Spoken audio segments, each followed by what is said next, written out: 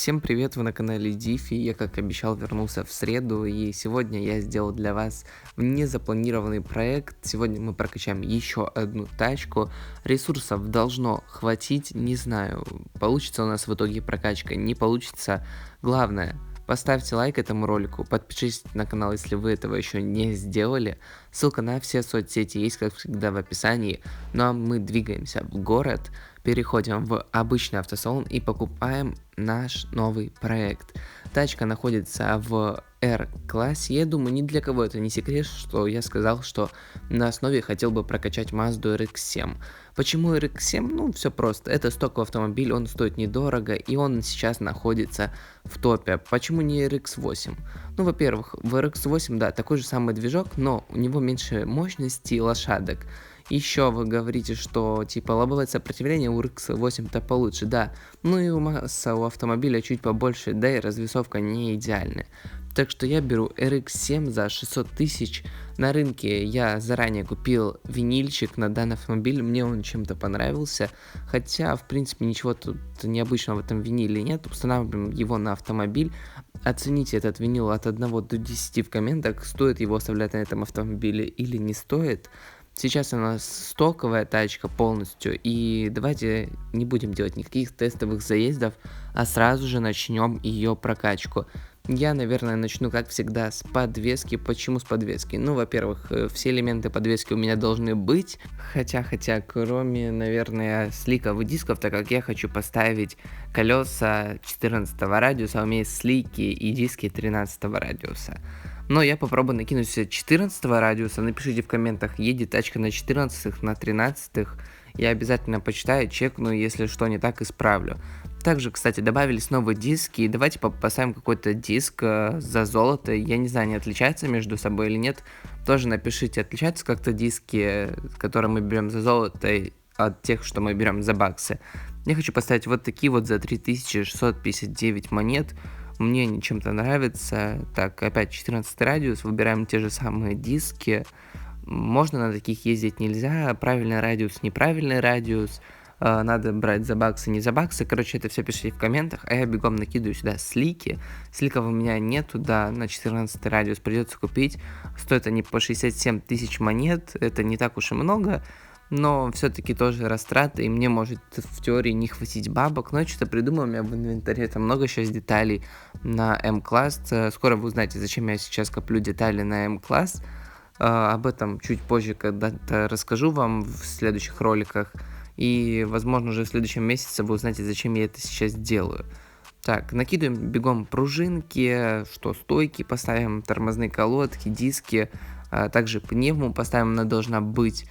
Кстати, вот хотелось бы, чтобы разработчики в следующей обнове, или не в следующей, а в будущей, в ближайшее время добавили новые элементы подвески и также изменили старые элементы подвески, чтобы добавить какие-то новые, они были новым топом, так как однообразие не нравится, или сделали, что, допустим, под данный класс такие-то пружины подходят, под данный класс другие, так как кроме М-класса по факту везде стоят вот эти вот пружинки и все остальное, все детали. Также на глаз я зашел и настроил эту подвеску, чтобы она не мучила нас. Настроил я ее с таким расчетом на то, что когда мы сюда накинем велибар, потому что у нас задний привод, тачка чуть-чуть присядет. Возможно, придется еще приопускать чуть-чуть переднюю стойку, не знаю. Буду смотреть, что там получится, уже тогда буду что-то крутить. Также сейчас собираем кузов, как всегда, все элементы кузова ставим алюминиевые, это капот, крыша, багажник и кузов. Также можно добавить новые элементы кузова, я не знаю, почему разрабы ничего не делают с этим, так как можно полно чего придумать, а они вот сделали один стандарт, и этот стандарт пытаются уже поддерживать несколько лет. Хотелось бы, чтобы добавляли больше разнообразия в кузов, в подвеску, а не в турбо и в двигатель, ну, так как настраивать автомобили по новой не очень интересно, а вот какие-то новые детали посмотреть было бы очень даже неплохо. Также сейчас я хотел поставить вилли-бар, но поставлю его после того, как посмотрю, какие у нас тут есть обвесы, так как вилли-бар сразу не получается поставить, потому что я не знаю, какой у меня будет задний бампер. Влезет туда вилли-бар на 0,6 метров, не влезет, может сюда не на 0,6 надо ставить, хотя я хочу поставить 0,6. Обвесы тоже, я не понимаю прикола переднего бампера GT, я не вижу, чтобы он что-то кардинально менял, вообще вот не вижу такого. Зачем он нужен, тоже не понимаю, так что ставлю стрит обвесы полностью в круг. Можете также написать в комментах, у кого есть данные автомобили, какие обвесы сюда идут, чтобы загнать тачку в топ. Также про вилли-бары обязательно тоже пишите, так как тачку на роторном двигателе я собираю второй раз. Второй раз я это делаю на Mazda RX-7. В прошлый раз я собирал ее на аккаунте с нуля. Но так как сейчас данный аккаунт уже мне не принадлежит, я уже его вручил победителю розыгрыша. Кто хочет посмотреть, кто выиграл, кто не выиграл, переходите в сообщество канала. Там есть пост про розыгрыш на 2000 подписчиков. Также в телеге будет этот пост. Не знаю, успею я его запостить до выхода ролика или выпущу после, так как ролик я записываю в среду, вот в тот же момент перед выпуском его, за час буквально, я думаю, успею сейчас быстро его смонтировать и выложить, чтобы вы насладились новым роликом, так как я обещал, и я это сделаю. Ладно, не буду отвлекаться, мы собрали подвеску, кузов, бегом собираем выхлоп, детали на выхлоп у меня есть, и баночка, и пламегаситель, и паук тоже есть. Так что можно приступать к сборке турбо. Скорее всего, турбо деталей у меня вообще не осталось, а может быть какие-то детали тоже есть. Вот так вот выхлоп чуть приподнял, как будто бы он как у ламбы, какой-то Huracan Evo, будто бы, да, висит чуть выше, чем должен быть выхлоп. Воздушного фильтра в турбо у меня нет, так что мы его тоже сейчас берем. Дальше что? Дальше у нас идет визгейт. Визгейт у меня есть. Хоть и тачка имеет много оборотов, это не значит то, что она поедет на чарджере. И я соберу Mazda RX-7 на турбо. Ставим турбинки, скорее всего, за 520 баксов, так как они дают больше всего пикового момента, пиковых лошадок. Остальные не так уж сильный дает буст, как они. И, скорее всего, да, за 520 ставим. И по логике теперь другая турбинка должна стоить 540 баксов. У нас уже была такая ситуация. Но мы все-таки еще раз все чекнем. Я вообще не против ставить турбинки за золото. Мне нравится такая мысль. И, скорее всего, я верну на канал рубрику в топ без баксов. Вот сейчас реально есть все шансы попробовать залететь в топ. Но эти проекты я буду начинать снимать лишь тогда, когда закончу с основными своими проектами. Так как сейчас вот я заканчиваю Мазду, делаю М3, после чего я все тачки укрепляю чертежами, потом формируется новый список, и в этот промежуток, пока еще нет новых проектов, я буду снимать вот такие проекты, я думаю, будет довольно интересно.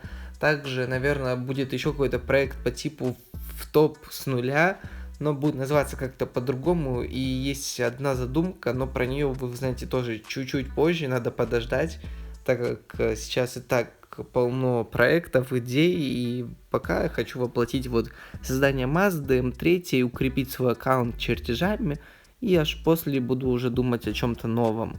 Но идеи вы можете, как всегда, накидывать в комменты. Сюда я, кстати, теперь, пока вам это все рассказывал, накатил также остальные элементы турбо, поставил коробку шестиступенчатую, так как сейчас много тачек начали собирать на шестиступенчатой коробке передач. Мне тоже стало интересно, и в этой тачке я попробую настроить вот так коробку на 6 передачах, чтобы тачка ехала в топ. Также поставил пневмошифтер, мне сейчас не хватает денег на чип, и, наверное, придется продать чуть-чуть чертежей и деталей с инвентаря, хотя глупо продавать чертежи, так как их все равно придется покупать. Но чтобы закончить уж, наверное, полностью прокачку тачку деталями, я все-таки пожертвую этими чертежами, и тогда уже буду что-то думать. Так что бегом вот такую вставочку, как я пытался решать намутить бабок. Попродавал все чертежи, попродавал большинство деталей с инвентаря. Кстати, большинство этих деталей мне были не нужны, так что я не продавал прям все то, что мне нужно было. Да, были детали, которые я, допустим, продал, такие как слики М-класса. Я случайно продал еще один, у меня было всего 3, и я думал, что это все слики на М-класс. Продал, короче, 4, и у меня остался один слик. В общем, не хватает один слик, придется еще подкрывать чуть-чуть ящиков с авто. Кстати, в шортиках я буду скоро выпускать рубрику, которая вам вроде бы как понравилась, хотя не набрала большого актива. Это там, где я открываю ящички.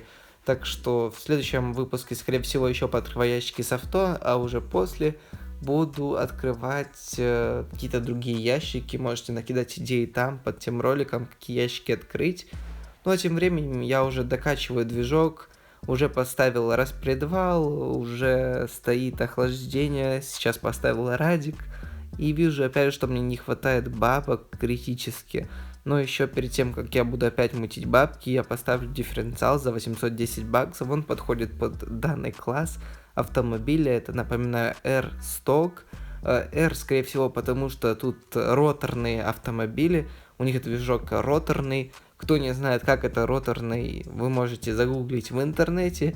Или же, когда я буду настраивать угол опережения зажигания, увидите картинку, как он выглядит хотя бы, а информацию можете надыбать в нете. Не буду вот углубляться в вот эти движки, просто сказал, вы для себя что-то там запомнили, а я пока тем временем накидываю сюда полочки.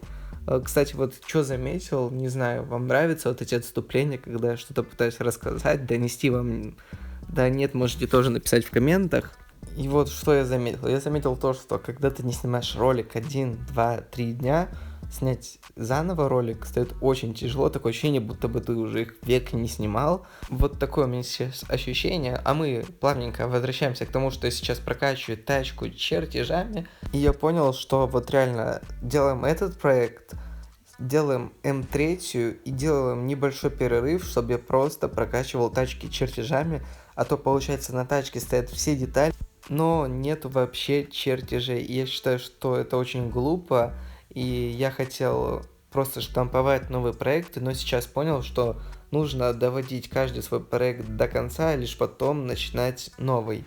А у меня так что-то не получается, но я попытаюсь, по крайней мере. Но мы возвращаемся к тому, что я настраивал автомобиль, и я столкнулся с такой проблемой, что угол опережения зажигания на роторном движке было очень тяжело настраивать, так как разработчики очень-очень сделали маленький промежуток между кнопкой и самим вот этим вот ползунком. Когда ты, короче, нажимаешь кнопку, вот этот вот ползунок автоматом перетягивается туда-сюда, это очень неудобно.